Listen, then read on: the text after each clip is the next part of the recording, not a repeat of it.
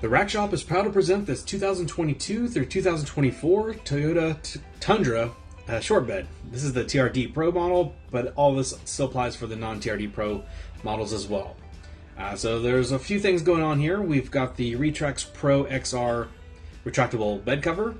On top of that, we've got the base rack system from Yakima. That's the OverHaul HD system. That's utilizing the HD load bars, 68 inches in length, the OverHaul HD towers, and tonneau kit 1. Locks are included for that as well. It's a height adjustable system. Connecting the two towers is an available accessory, the Yakima sidebar for short beds.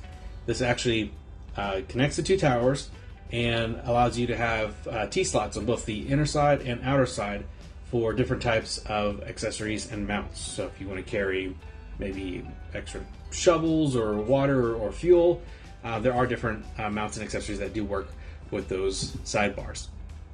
So overall, a super awesome system. Rooftop tents, cargo, kayaks, bicycles, pretty much you name it.